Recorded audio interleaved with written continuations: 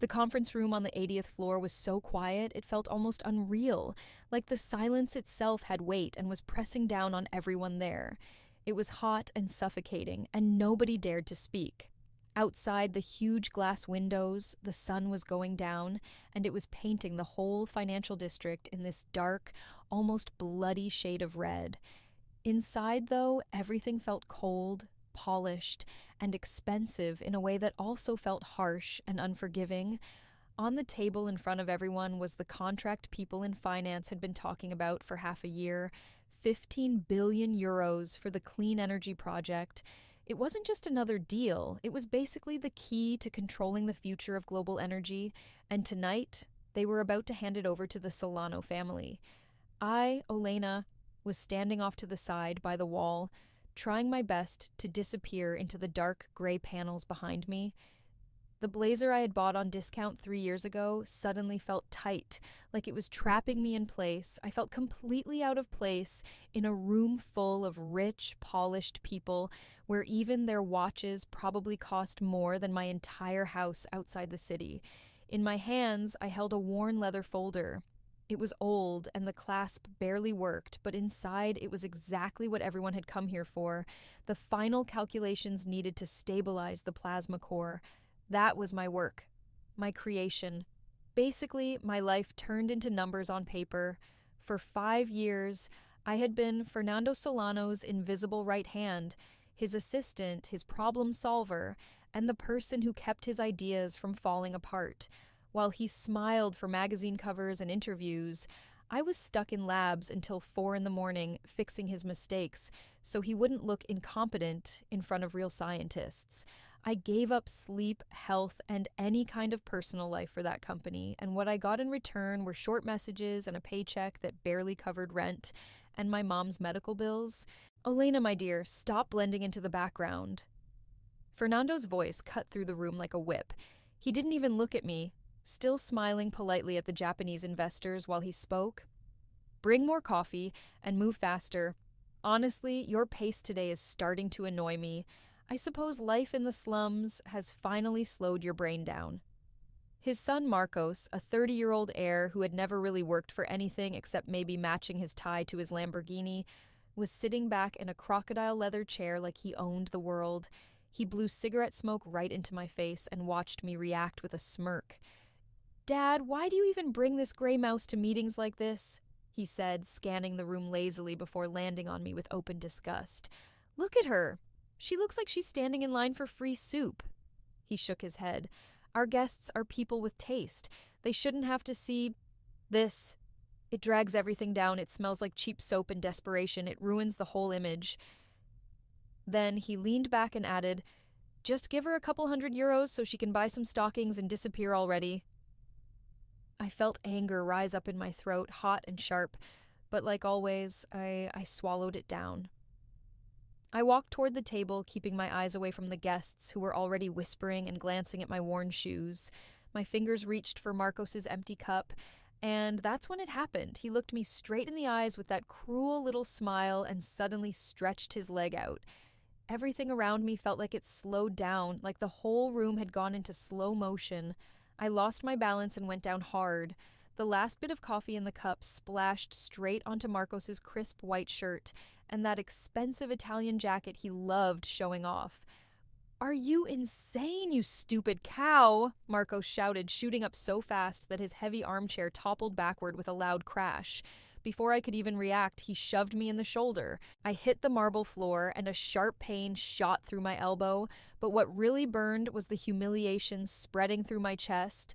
The folder slipped out of my hands and flew across the room, right into the fireplace. "Do you even realize what you've done?" he yelled. "That jacket costs more than your entire miserable life. You just contaminated me with your cheap existence." He stormed over to my folder, snatched it up, and with this twisted grin on his face, tossed it straight into the fire. The flames grabbed it instantly, the paper catching as the logs crackled like nothing important had just been destroyed. "This is not your world," he shouted, pointing toward the door. "You're not a person here. You're just some mistake pretending to exist. Get out before I have security drag you out myself." Then he leaned in one last time, his voice cold and cutting. You're nothing. Just dirt I'm wiping off my life." Fernando Solano didn't even try to help me. He just calmly fixed his cuffs like nothing had happened and turned back to the investors, who were watching everything with a mix of shock and discomfort. "Apologies for this disturbance, gentlemen," he said smoothly. "Hiring lower-level staff always carries the risk of this kind of genetic incompetence." Then, like nothing had happened, he added, "Tomorrow, my son Marcos will personally present the technology he developed under my guidance. This is a victory belonging solely to the Solano family." Two massive security guards grabbed me by the arms before I could fully get up. They dragged me out of the room like I weighed nothing, like I was just trash being removed. They pushed me through the glass doors of the skyscraper and out onto the sidewalk. The moment I hit the street, the sky opened up like it was mocking me, pouring down freezing rain. My electronic access pass was deactivated instantly. My phone buzzed with a message. I was fired for gross incompetence. Any attempt to enter the building would lead to arrest. I stood there in the rain, shaking, soaked through to the bone, but somewhere under all that wreckage of embarrassment and pain, something cold and sharp started to form inside me, like a light refusing to go out. They thought they had destroyed everything when they burned my folder. They thought I was just replaceable, just another piece in their machine. But Fernando had forgotten something important. I never filed the final patent under his company's name. For 5 years, I had taken their insults, their theft, their arrogance, all of it, waiting for the right moment. I knew their systems inside and out because I built them myself. I even left hidden backdoors in the code, just in case their greed ever went too far.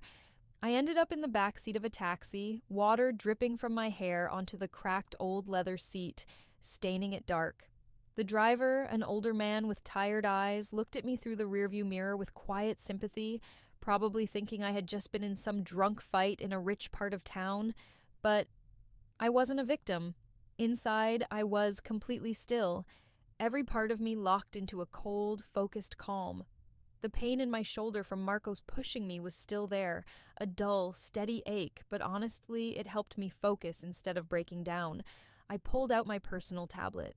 It looked harmless in its cheap silicone case, nothing impressive at all, but inside it held something Fernando Solano could never even imagine existed. For 5 years, I had taken their humiliation without pushing back. For 5 years, I let them take credit for my work, just waiting for the right moment like this one. I knew every weak point in their system, every line of code, because I built all of it myself. I had even left hidden back doors in place, just in case their greed ever went too far. "Marcos, you want to see a real show?" I whispered in the dark of the taxi, a small smile forming that felt sharper than anything I'd ever felt before. My fingers moved fast across the screen as I typed in the 64-digit access code for Astra Research's servers. The Solanos believed they fully owned the S-Core technology, but the truth was they were only renting access to it. All those years, they signed contracts with a cloud provider without ever realizing I was the one who actually controlled that provider behind the scenes. I triggered the zero-block protocol. That meant in 30 minutes, when the final system simulation started, the reactor core would request a license verification, and it would fail. Back in the penthouse, everything felt like pure celebration, almost like people had lost their minds with excitement.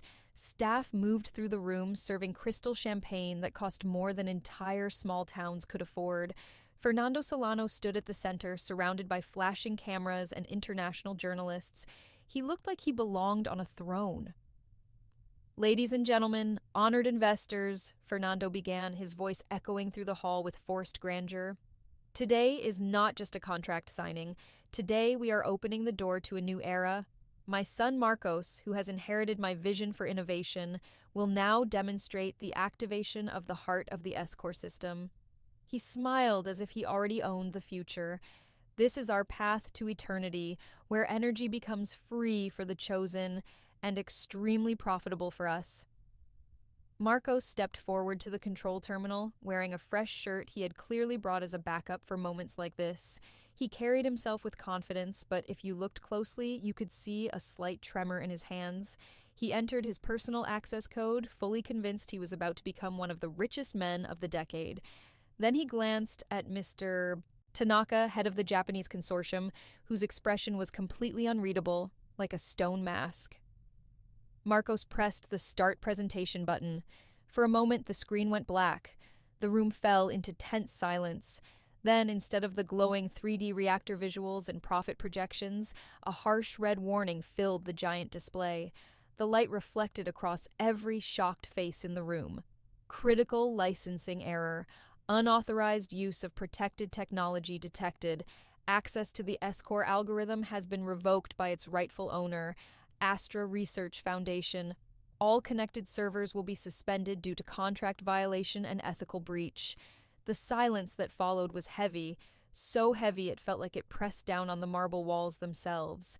It was the kind of silence that comes right before disaster hits.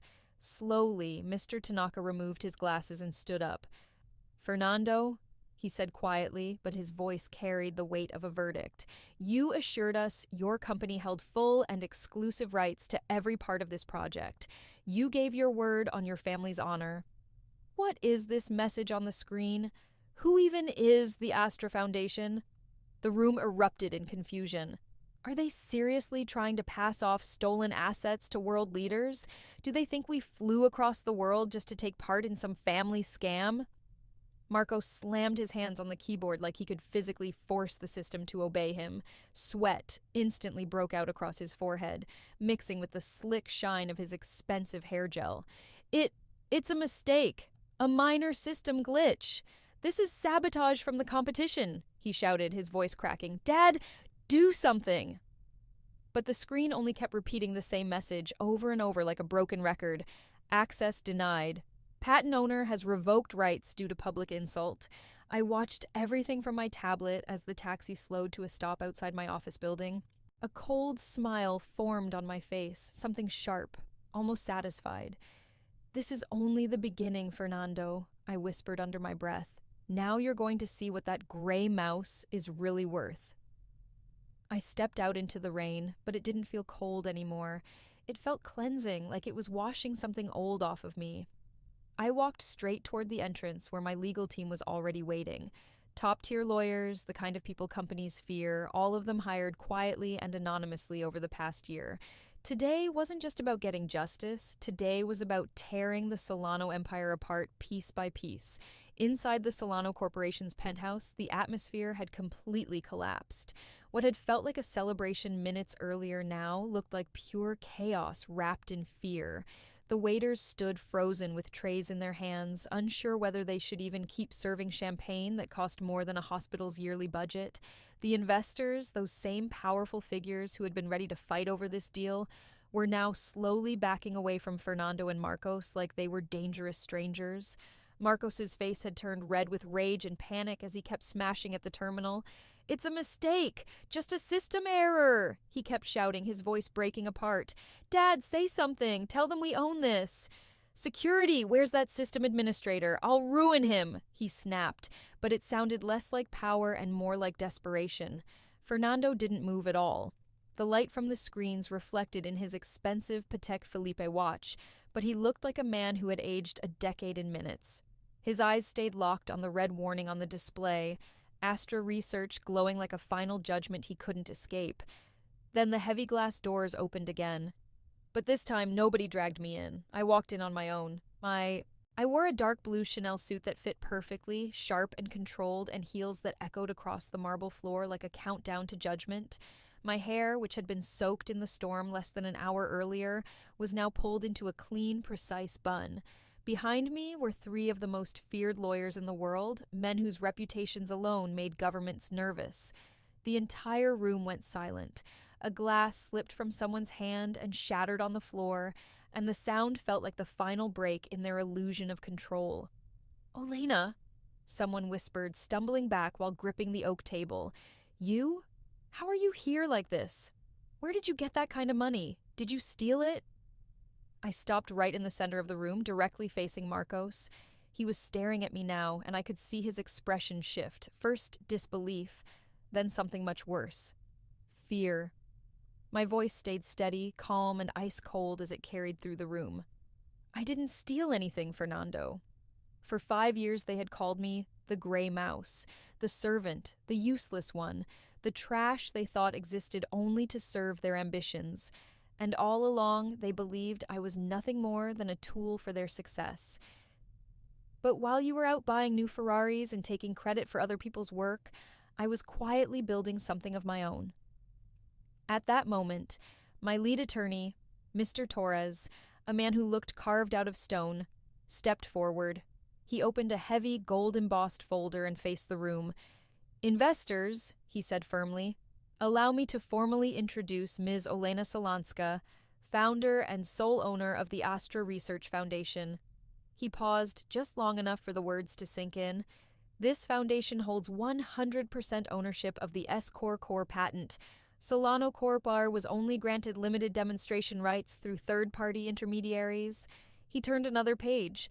"Under Clause 14.2 of the licensing agreement, the contract becomes immediately void if there is any serious ethical violation or public insult directed at the creator of the technology." "That's a lie!" Marco suddenly yelled, rushing toward me. "She's just my assistant. She brings coffee. What patent are you even talking about? I built that algorithm." I didn't even step back. One of my bodyguards moved in instantly, catching his arm mid-swing with a single, clean motion. Marcos let out a sharp cry as he was forced down to his knees, landing right in the same spilled coffee he had created earlier. "You built the algorithm, Marcos?" I leaned slightly toward him, my voice low and cold enough to make the room tense. "Then answer me this. What's the checksum in the plasma stabilization block? What's the damping coefficient on line 3 of the core sequence?" I let the silence stretch. "You can't even open the compiler without calling me." My gaze stayed on him. "You're not a genius. You're just an empty shell in an expensive jacket that doesn't belong to you either." Then I turned to Fernando, who was still trying to hold on to whatever pride he had left. His hands were shaking now, even though he tried to hide it. "Fernando, do you remember what you told Mr. Tanaka an hour ago?" I asked calmly. "About how hiring people from lower classes was a risk?" I gestured toward the screen still glowing with the red block message. "That risk just came back to you, and it turns out it was fatal." At that moment, Mr. Tanaka stepped forward. He gave a deep, respectful bow, completely ignoring Fernando's outstretched, desperate hand. "Ms. Olena," he said, his voice steady, "we are deeply impressed by your brilliance and your composure. We do not require fraudulent intermediaries. We would like to sign the 15 billion euro contract directly with Astra Research. On your terms." A wave of stunned admiration moved through the room. The same investors who had avoided my gaze minutes ago were now watching me carefully, hoping for even a glance of approval. I looked at Fernando. His face had gone pale, almost gray. "Your company is bankrupt, Fernando," I said evenly. "At 9 p.m., while you were busy throwing me out, my legal team acquired your debt from the 3 largest banks. You were renting this entire penthouse from a company that now belongs to me." I took a small step forward. "You have 10 minutes to leave. All of you." My eyes flicked briefly to Marcos. "And take off that jacket. It's being retained as part of compensation for emotional damages." Marcos stayed on the floor, staring up at me. The arrogance was gone now. What remained was hollow, completely empty, like everything in him had finally collapsed. And in that silence, I felt it clearly. My revenge wasn't loud or messy. It was clean, precise, and legally perfect. Behind me, my legal team moved immediately. One of my lawyers approached Fernando and placed a tablet in his hands, showing the official seizure order. "What is this?" Fernando muttered, his voice breaking as his hands shook so badly he nearly dropped it. "This can't be real. They don't have the right. This is private property." "Not anymore, Mr. Solano," Attorney Torres said, and this time there was a faint, almost cold smile on his face that didn't reach his eyes.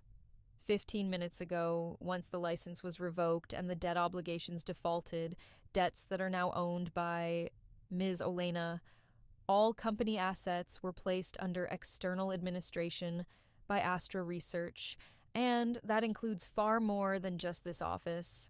He flipped the folder shut with quiet finality.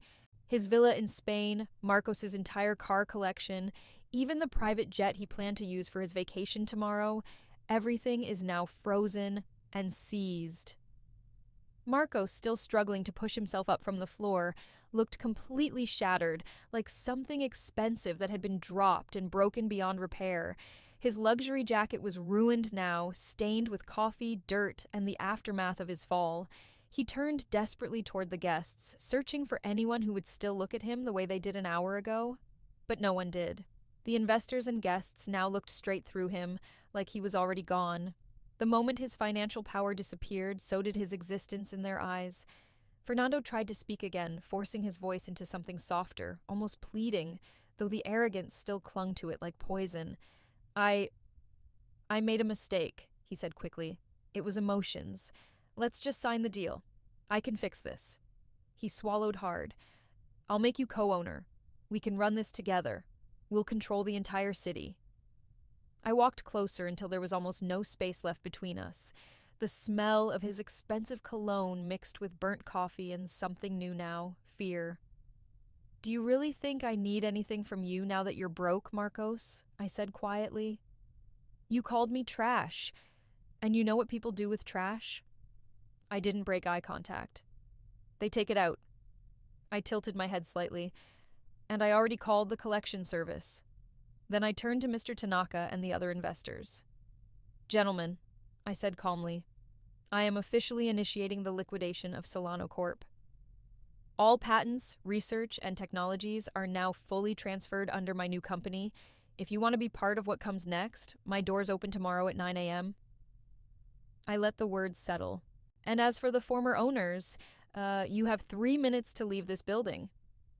Fernando tried to object, but security, now fully aligned with the new orders and their updated bonuses, grabbed him by the arms. The same guards who had thrown me out into the rain earlier were now escorting him toward the exit. Marco struggled and cursed, but it didn't matter. They dragged him out like he weighed nothing, like discarded waste being removed. I stepped out onto the penthouse balcony. The rain had finally stopped, and the city below shimmered with endless lights. From up there, everything looked calm again. Far below, at the base of the skyscraper, I saw them, Fernando and Marcos, standing on the sidewalk with nothing left, no car, no access, no power. They tried to hail a taxi, but the driver took one look, heard they had no cash, and drove off without stopping, splashing them with dirty water from a nearby puddle, the same kind of water I had been standing in just an hour before. 6 months later, everything had changed. S-Core technology, under my Astra brand, became the global standard. I was no longer invisible. My face appeared on the covers of the same magazines that once featured Fernando smiling like a king, and I didn't spend my success on yachts or empty luxury. I built laboratories and universities instead of yachts or private islands. I wanted something that would last longer than ego or wealth.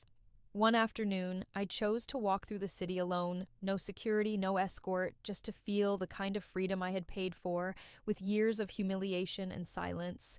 I ended up near a cheap little eatery on the edge of the financial district, the kind of place where delivery workers and cleaners usually eat because it's all they can afford. By the entrance, I noticed a man in a worn-out waiter uniform dragging garbage bags toward the bins. When he looked up, something in his face caught me off guard. I knew him. Marcos. The heir who once couldn't stand the smell of poor people froze the moment he saw me. The trash bag slipped from his hands and spilled food scraps across his shoes. Olena, he whispered. His voice was different now, broken, thin. In his eyes, I saw something I had never seen in him before. Not just hatred, but desperation. Almost pleading. Please, he said quickly, like the words were choking him. Just one chance. I live in a shelter now.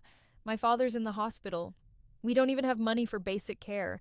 You already have everything. Why are you still doing this to us? I stopped and looked at him properly for the first time in a long while. The expensive arrogance was gone. So was the luxury. All that remained was a cheap uniform and a life that had collapsed in on itself. I'm not destroying you, Marcos, I said quietly without raising my voice. I simply let you live inside the world you built for everyone else. I glanced at the mess at his feet. Do you remember that coffee? I continued. That moment cost you $15 billion. Then I nodded slightly toward the garbage beside him. And that bag you just dropped? That's your real life now? He stared at me, frozen. Do you know the difference between us? I asked. I didn't wait for an answer. When you threw me into the mud, I got back up because I had knowledge in my head, I said, tapping lightly at the laptop in my bag. But when I pushed your world into the mud, you stayed there. Because there was nothing underneath the status, nothing but fear, ego, and the price tag of your jacket. I took out a small bill, €5, and placed it on the edge of the trash can beside him. That's your tip, Marcos, I said calmly, for teaching me one thing: never become like you. Then I turned away. My car was waiting just around the corner. I didn't look back. Ahead of me was a new day, new work, and a life where the past no longer had any power over me, because real victory isn't taking money from your enemies. It's becoming so far ahead of them that they stop mattering at all. The Clean Energy Project now powered entire cities under my company's name, and for the first time in my life, I felt completely free. I wasn't just the owner of a patent anymore. I was the owner of my own future